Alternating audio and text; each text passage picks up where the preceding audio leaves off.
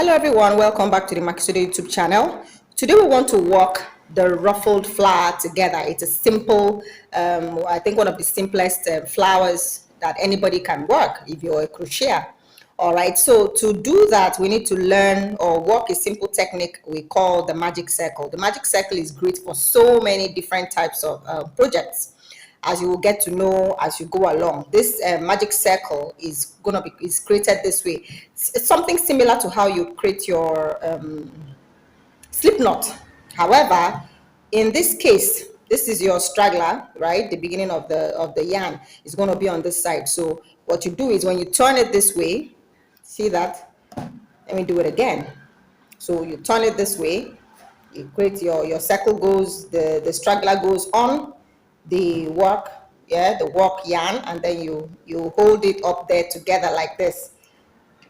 Get ready for your work, pick up, hold it tight as usual, and then chain up depending on what it is you want to do. And in this case, this magic this our ruffled flower, we're going to be using double crochet stitches to work it. So I'm going to show you that again. So this way, very slowly, I'm going to pick this up and I'm going to put it over this, and then I'm going to hold on to pinch this point where they meet, right?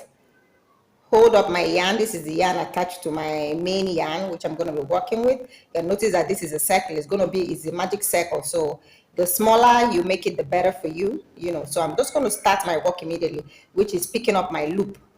As I pick up my loop, I'm going to have to hold the magic circle tight so that I don't lose it. And then I chain up. I'm going to be working with double crochet stitches. That is why I'm chaining up 3. This is the magic circle right here. I have not lost it. So I'm going to continue working. I pick up my loop. I want to work a double crochet stitch. So I work a double crochet stitch, ensuring that the straggler, right, is following the circle. See that the straggler has to follow that circle that way.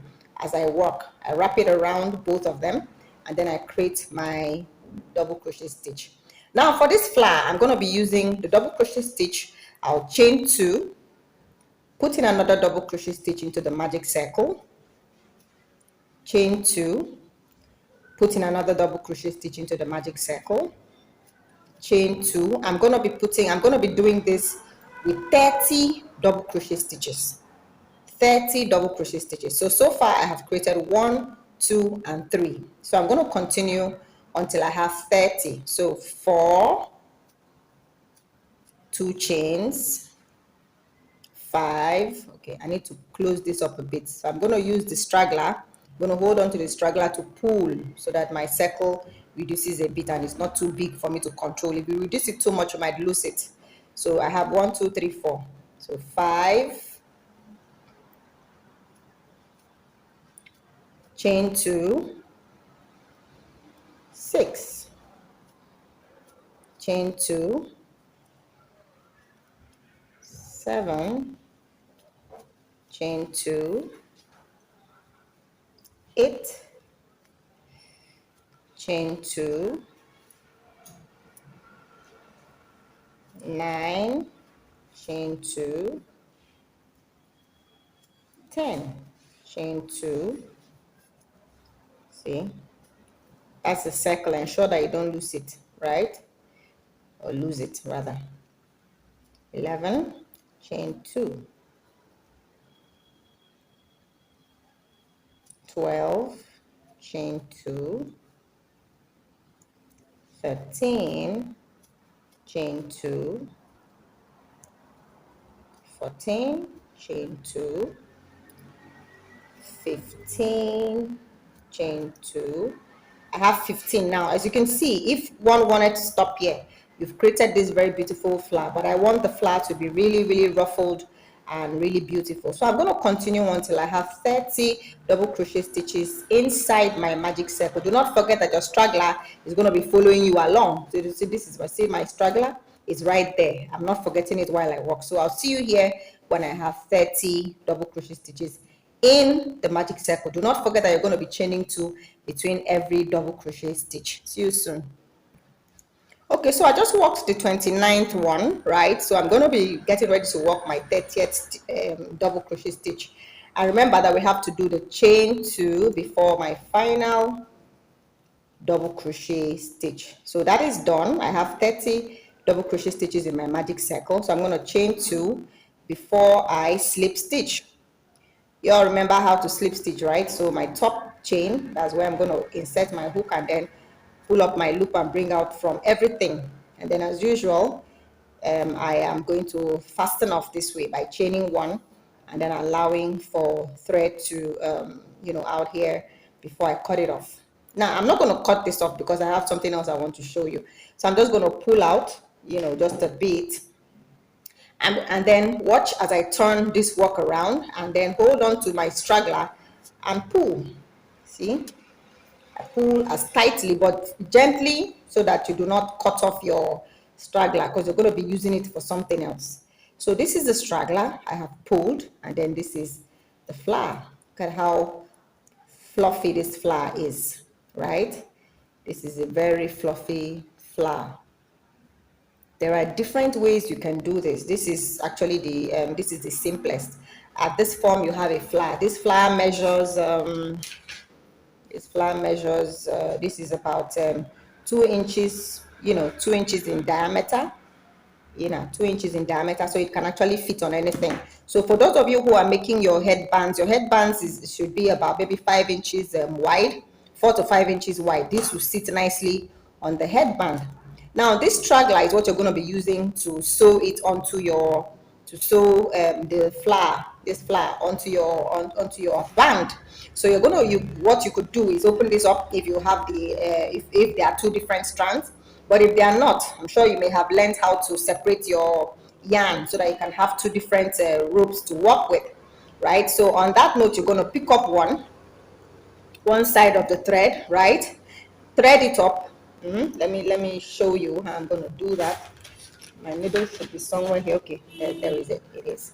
Okay, so I thread one side, right?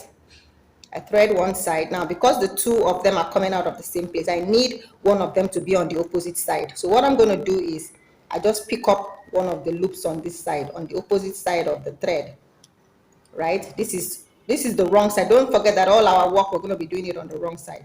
So now I have one rope on this side and the other rope on this side. And as usual, you sew this onto your headband. So this is going to go into the headband. You pull out the rope from the needle and then thread this other side and then fix it into your headband.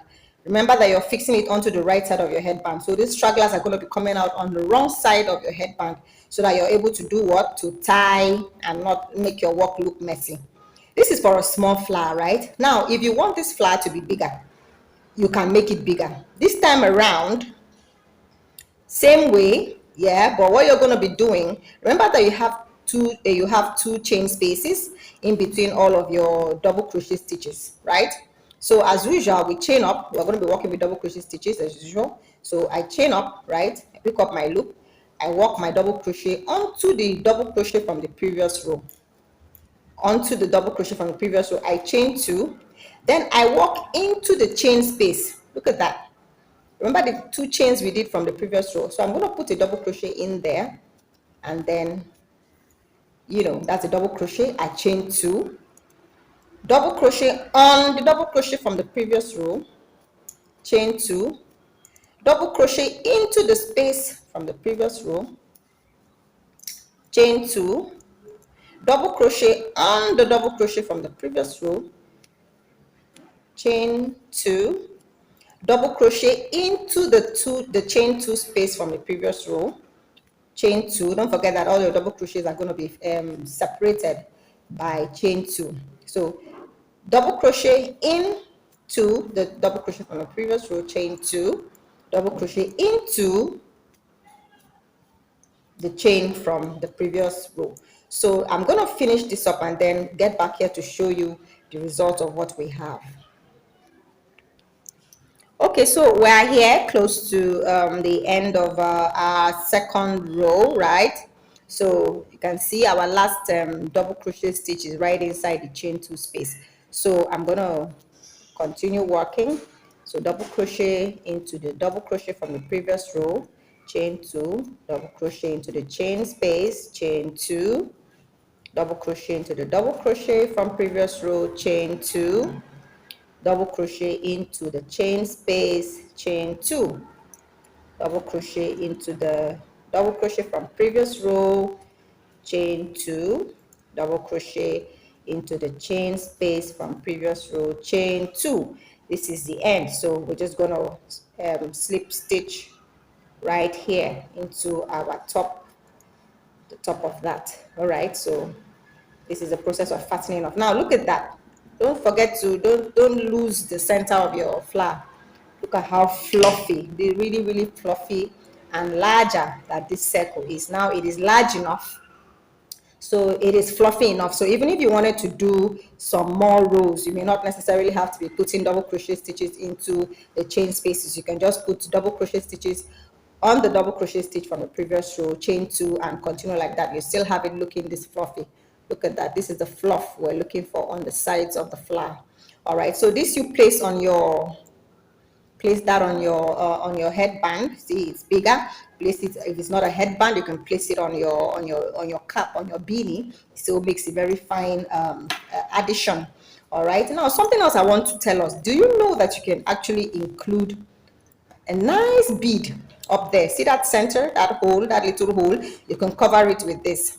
See this bead? This bead has a large hole there and another large hole here. So what you can do is insert your thread into either side. Put your thread here, it comes out of here. You place it over this hole, right? Pick up your needle, thread one side, fix it in there. This is your the right side of the flower. So you fix it in there on this other side and fix the thread on the other side, and then turn around. And as usual, you know what? This is your wrong side. What do? You tie up neatly to make your work really neat. If you can find this. Some other people can use buttons. Do you have a button you can use? It still makes your work look really beautiful. Look at that. So a button, a bead, you know, whatever it is that you can find, you can actually beautify your flowers. Now, do you want your flowers bigger? I've told you what to do. Do you want it smaller? You can stop at the first row. So that's it essentially. So this is how to make a simple ruffled flower. Questions? Let me see them in the comment section. And as usual, do subscribe to our channel to get to be notified of brand new tutorial videos when we have them. And tell your friend to tell your friend. Share as much as you can, and do let us know if you want to learn anything specific in the crochet genre, so to speak. So thank you for watching. Bye for now.